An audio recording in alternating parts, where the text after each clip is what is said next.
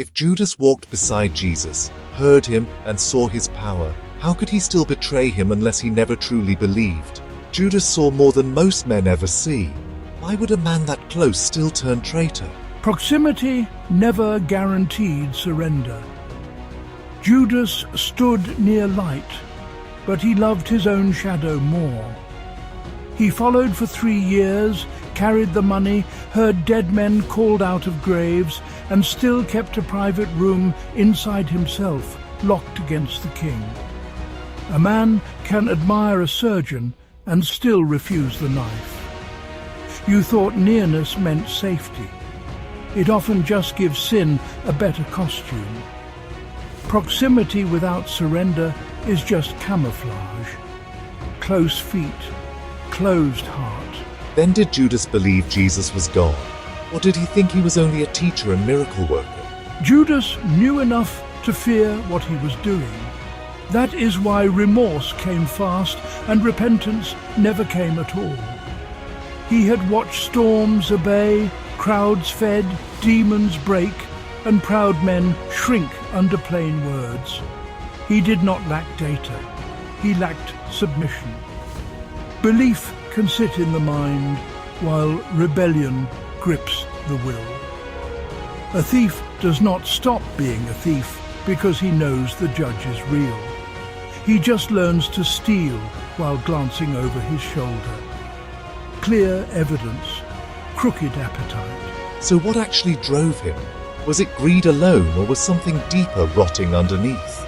Greed was the handle. Control was the hand. Judas wanted a Christ he could benefit from, not a Lord he must bow to. He held the bag, helped himself from it, and stayed near Jesus, while Jesus stopped talking like a conqueror and started walking toward a cross. Cold night, olive trees, torchlight. Judas did not simply sell a man for silver.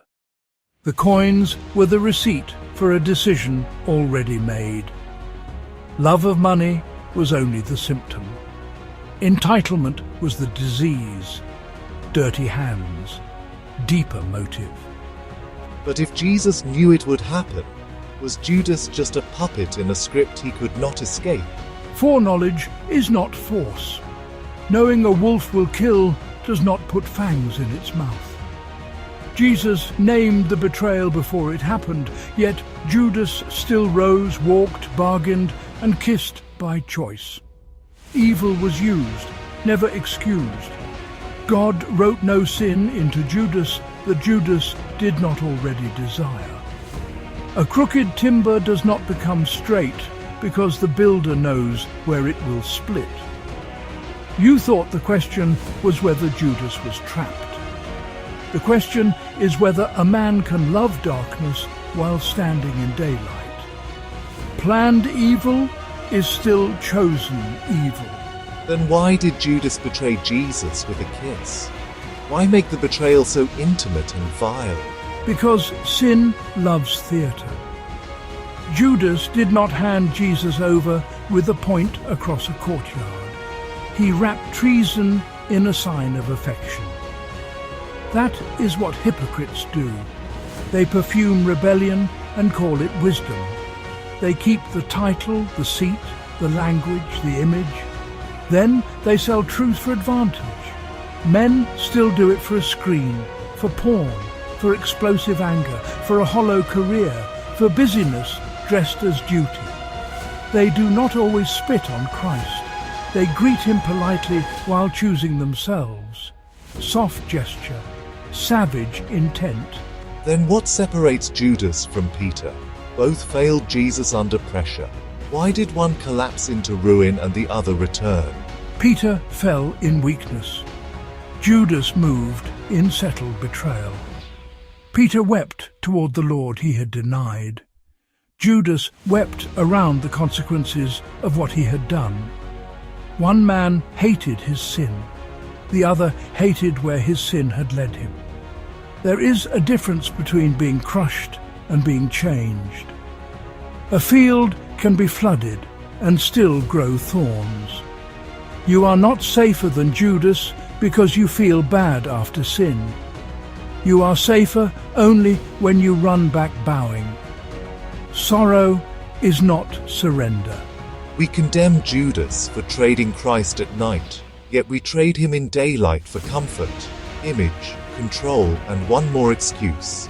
Are we really judging him, or are we watching ourselves? Judas wanted what he wanted. He hid what he was becoming. He kept walking near holiness while feeding betrayal in secret.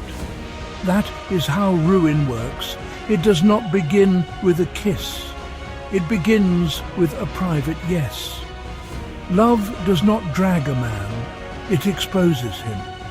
Christ did not flinch from the garden.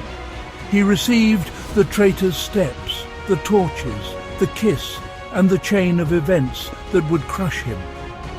He took betrayal into his own body and kept walking toward the cross. Not because he had to, because of who he is. You are Judas when you cradle sin and still want the language of faith.